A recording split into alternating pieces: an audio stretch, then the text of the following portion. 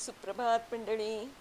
मी नीलिमा पटवर्धन आणि आपण सध्या अलास्का क्रूजवरती जे आमचं टूर होती त्याचं वर्णन वाचत आहोत. तर आज 6 सप्टेंबर.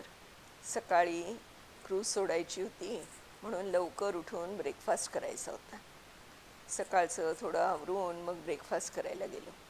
आज हेवी ब्रेकफास्ट केला कारण दुपारी जेवण मिळणार नव्हतं.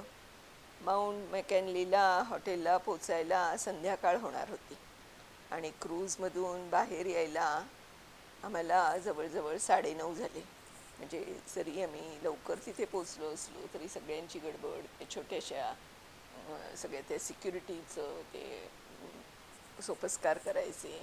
आमचं ते जो मला छोटा बिल्ला म्हणजे मेडेलिन दिलं होतं ते सगळं म्हणजे चेक करून मग आम्हाला पुढे जायचं होतं. आमच्या बॅग्स आधीच गेलेल्या होत्या. मोठी बॅग वेगळी, छोटी बॅग वेगळी. काल ते मी तुम्हाला सांगितलंच. आणि आमच्याजवळ आता फक्त जे छोटंसं आपल्याला जे अगदी 5-7 तासांपुरतं जे सामान लागणार आहे ते, किंवा आपले औषधं, कागदपत्र, आपली पैसे, अशाच गोष्टी आमच्याबरोबर होत्या.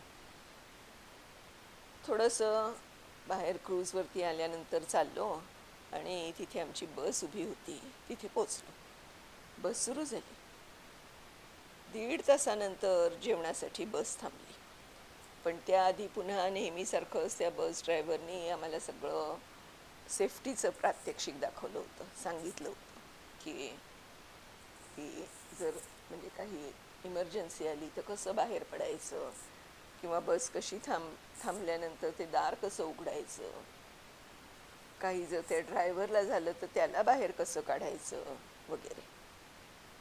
मग जेवणासाठी जिथे बस थांबली तिथे आम्ही गेलो. तिथे एक छोटंसं रेस्टॉरंटसारखं होतं. तिथे थोडंसं आम्ही काहीतरी खाल्लं.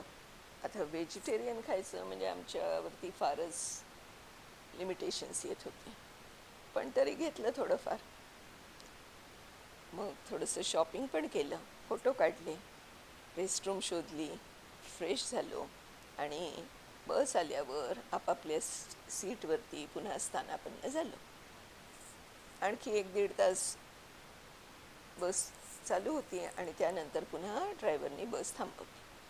हॉटेलच्या आसपास काही मिळणार नाही म्हणून काही जर खरेदी करायची असेल कोणाला तर सांगितलं.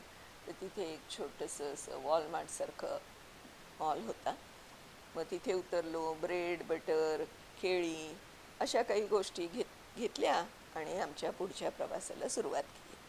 कारण त्या हॉटेल्स असं म्हणजे जंगलातच होतं, रिसॉर्टसारखं होतं, पण तिथे काही मिळणार नव्हतं. त्यामुळे जे आपल्याला खाता येईल अशा गोष्टी पटकन मिळतील आपल्याला अशा ठिकाणी त्यांनी बस उभी केली होती. तर ते सगळं करून आम्ही 4:30च्या सुमारास आमच्या लॉजवरती पोचलो. तिथे एका मुलीने आमच्या बसमध्ये येऊन स्वागत केलं आणि प्राथमिक माहिती दिली. खालती दुसरी एक मुलगी आमच्या नावाची एनव्हलप्स घेऊन उभीच होती. त्यात त्यांच्या लॉजचा नकाशा होता, आमच्या रूमच्या किल्ल्या आणि आणखीन एक माहिती पत्रक होतं. आज दिवसभर थोडा थोडा पाऊस होता, पण आम्ही बसमध्ये होतो त्याच्यामुळे आम्हाला काही त्रास झाला नाही त्याचा. समुद्रकिनाऱ्यापासून आम्ही बऱ्यापैकी आत आलो होतो, त्यामुळे थंडी कमी होईल असं वाटलं होतं, पण आमचा पूर्ण भ्रमनिरास झाला. रोजच्यापेक्षा म्हणजे आम्हाला क्रूजवरती सुद्धा जेवढी थंडी वाजत नव्हती तेवढी थंडी इथे वाटत होती. सगळ्यांनी रूमवर गेल्यावर आधी चहा कॉफी घेतली. पावसामुळे बाहेर कुठे जाण्याचा प्रश्नच नव्हता.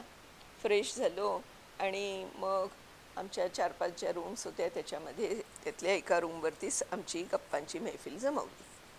उद्या 7 वाजता बॅग्स हँडओव्हर करायच्या होत्या. म्हणजे ती छोटी बॅग होती ती, म्हणून त्याची तयारी पुन्हा केली आणि गुबगुबीत गाद्यांमध्ये शिरलो. कारण थंडी प्रचंड होती, त्यामुळे सगळ्यांनाच अगदी कसं आपण आता गुरफटून झोपावं अशी इच्छा झालेली होती. 7 सप्टेंबर. सकाळी उठून पुन्हा चहा पाणी झालं. आम्ही रेडी टू ईट पॅकेट्स आणली होती, त्यातून ब्रेकफास्ट केला आणि पुढच्या प्रवासासाठी सज्ज झालो. इथे सगळ्या या हॉटेल्समधनं आम्हाला कुठेही गरम पाण्याची केटली मिळाली नाही, पण कॉफी मेकर होता. त्यामुळे आम्ही त्या कॉफी मेकरमधनंच कॉफी आणि चहा तर घेतच होतो, पण मग गरम पाणी करायचं तरी नुसतं त्याच्यातच कपभर पाणी घालायचं आणि ते गरम करायचं, कारण जे ready to eat food packets आम्ही आणली होती त्याच्यासाठी गरम पाण्याची जरूर होती आम्हाला. मग क्रूजवरती असताना आमच्या तिथल्या रूमच्या अटेंडंटला सांगून आम्ही एक केटल मागवली होती. तिथे मिळाली होती, पण इथे मात्र आम्हाला कुठे मिळत नव्हती ती. मग अशी आम्ही त्याच्यामध्ये सोय करून घेतली आमची.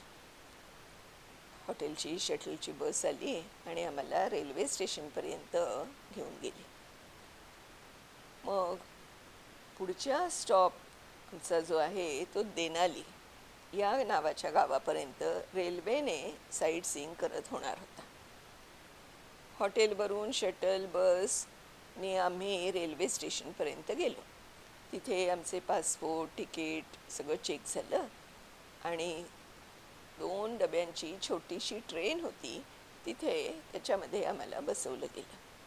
खालती डायनिंग रूम, रेस्ट रूम वगैरे होतं आणि वरच्या मजल्यावर आमच्या सीट्स होत्या. पूर्ण डबा क्लिअर काचेचा होता, त्यामुळे बाहेरचं निसर्ग सौंदर्य छान दिसणार होतं. अटेंडंटनी सर्व सेफ्टी मेजर्स आणि प्राथमिक माहिती सांगितली. सिंगल ट्रॅक असल्यामुळे मध्ये मध्ये आपल्याला थांबावं लागेल असंही सांगितलं. सुरुवातीला स्पीड कमी होती, पण मग नंतर वेग पकडला. आजूबाजूचं सौंदर्य अवर्णनीय. कितीतरी फोटो घेतले, पण शेवटी सर्व दृश्य डोळ्यातच साठवून ठेवावी असं वाटलं, कारण फोटो तरी किती घेणार ना. अटेंडंट जो होता त्याची अधूनमधून काहीतरी कॉमेंट्री चालूच होती. ज्यांना खायला प्यायला हवं होतं त्यांच्यासाठी सोय होती. व्हेजिटेरियन ऑप्शन फक्त बर्गर. आम्ही कॉफी, हॉट चॉकलेट असं काही थोडंफार घेतलं. बरोबर थोडे सँडविचेस होते, जी आम्ही कालच्या त्या वॉलमार्टमधनं घेतली होती ना, ब्रेड आणि बटर वगैरे त्यातनं आम्ही बनवली होती थोडीशी, ती खाल्ली. आणि निसर्गानं जे दिलेलं आहे सौंदर्य ते बघत बघत आमचं मन तृप्त करत. पण याच वेळेला आणखी एक छान गोष्ट घडली. ऊन पावसाचा खेळ चालू होता, त्यामुळे मस्त इंद्रधनुष्य दिसलं. 5:30ला देनालीला पोचलो. आमच्या हॉटेलची पिकअप बस उभी होतीच. लगेच हॉटेलवर आलो. आमच्या रूमच्या किल्ल्या आणि माहितीपत्रक वगैरे ट्रेनमध्येच दिलं गेलं होतं. इथेही सगळीकडेच व्यवस्थापन वाखाणण्याजोगं आहे. सर्व ठिकाणी आम्हाला हॉटेल सोडायच्या आधी आमच्या बॅग्सना टॅग लावून बाहेर ठरलेल्या वेळी ठेवायला सांगायचे. त्या दिवशी संध्याकाळी दुसऱ्या गावाला हॉटेलला पोचायचं, तर आमच्या रूम्समध्ये आम्हाला त्या बाहेर ठेवलेल्या असायच्या आमच्या बॅग्स. वेळ दिलेली असायची त्यावेळेला, कुठेही काही गडबड नाही. आणि दुसऱ्या दिवशी आम्ही जिथे हॉटेलला पोचणार होतो तिथे आम्ही पोचायच्या आधी आमची बॅग पोचलेली असायची. तर आता याच्या पुढचं जे वर्णन आहे मंडळी, ते आपण उद्या वाचणार आहोत. तोपर्यंत बाय बाय.